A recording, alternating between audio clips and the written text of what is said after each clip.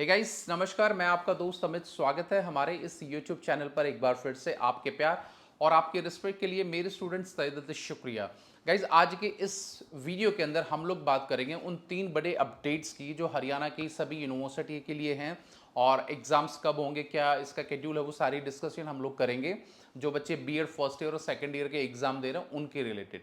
तो guys video में आगे बढ़ने से पहले छोटा सा अनाउंसमेंट, अगर आप अपनी बीएड फर्स्ट और सेकंड ईयर रीअपीयरमेंट एडिशन किसी का भी हरियाणा में किसी भी यूनिवर्सिटी का एग्जाम देंगे तो हमारे जो इंपॉर्टेंट क्वेश्चंस है और हमारे जो हैंडमेड नोट्स है वो बहुत रीजनेबल प्राइस पर अवेलेबल है। जो नंबर नीचे शो हो रहा है आपका 9996060785 पर हाई का टेक्स्ट करेंगे और पेमेंट के जस्ट बाद क्या इंपॉर्टेंट क्वेश्चन की जो सीरीज है वो आपको मिल जाएगी।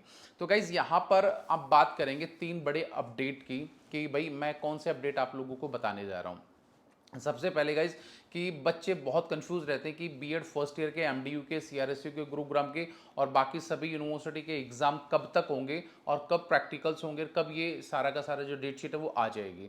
तो गाइज देखो, जिस हिसाब से अप्रैल महीने के अंदर स्टार्टिंग के अंदर ही क्या है, बहुत हीट वेव्स यानी कि गर्मी बहुत ज़्यादा पड़ रही है, और गर्मी के चीज़ को मद्देनज़र रखते हुए मैं आपको अपनी कुछ इंफॉर्मेशन जो है, इंपॉर्टेंट इंफॉर्मेशन वो मैं देने वाला हूँ जो हमारे इंटरनल सोर्सेज से आती है।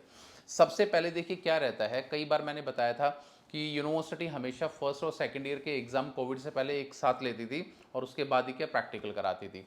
अब यूनिवर्सिटी ने क्या अपना सिस्टम बना रखा है कि पहले वो सेकेंड ईयर के एग्जाम लेती है और उसके बाद वो फर्स्ट ईयर के एग्जाम लेती है।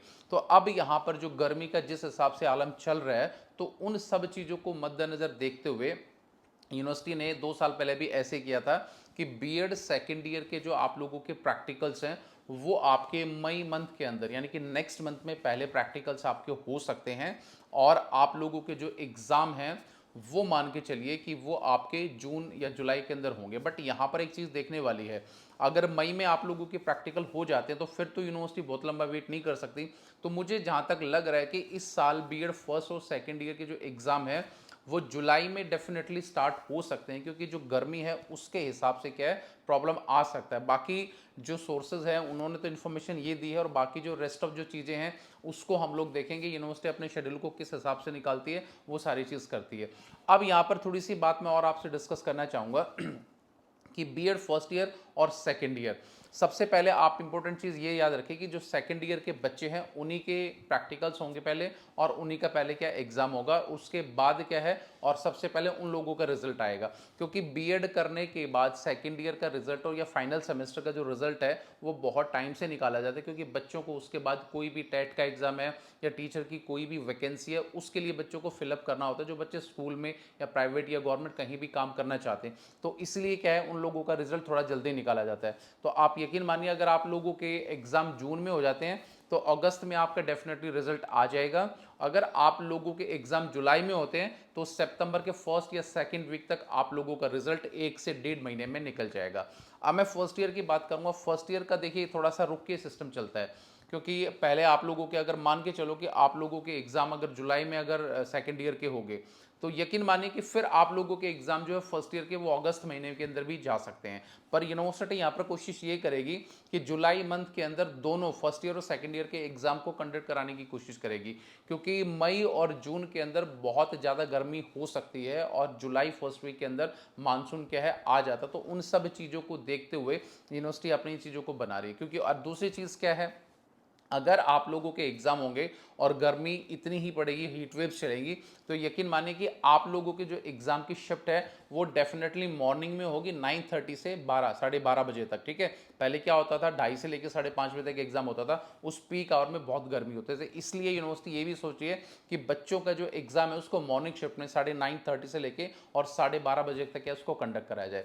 तो गाइस अब आप लोगों के टाइम पास बहुत कम है, और जिस हिसाब से यूनिवर्सिटी अपनी स्ट्रेटेजी को धीरे धीरे बना रही है, आगे आगे चीज़ें बढ़ रही हैं, तो आप लोगों को भी बहुत एक्टिव होने की आवश्यकता है। क्योंकि एग्जाम के टाइम में, प्रैक्टिकल के टाइम में आप लोगों को ज़्यादा टाइम नहीं लग पाता, तो इसीलिए पहले से ही क्या है, आप अपनी स्टडी को पढ़ने की कोशिश करो। अगर आप प्रॉपर तरीके से नहीं पढ़ोगे तो आप लोगों के रीअपीयरमेंट देखो, कोई भी यूनिवर्सिटी आप लोगों को दे सकती है। अगर रीअपीयरमेंट अगर आप लोगों को आ जाता है तो ये मान के चलिए फिर सीधा आपका जनवरी फरवरी के आसपास आप लोगों की बात जाएगी, यानी कि कम से कम 6 महीने आपके वेस्ट हो जाएंगे। खासतौर से मैं सेकंड ईयर के बच्चों की बात कर रहा हूँ। तो इसलिए जो सेकंड ईयर के बच्चे हैं वो अपनी पढ़ाई पर ज़्यादा फोकस करें, और जो हमारे इंपॉर्टेंट क्वेश्चन है, नोट्स हैं, उनको भी अगर बाय करना चाहे तो वो कर सकते हैं, या कहीं से भी जहाँ उनका मन करे वो अपनी स्टडी कर सकते हैं। पर सेकंड ईयर के बच्चों को बिल्कुल भी रीअपीयरमेंट या फेल नहीं होना है। उनके लिए अगर एक पेपर के अंदर भी वो रीअपीयरमेंट आ जाती है तो कम से कम 6 महीने उनके वेस्ट हो जाएंगे।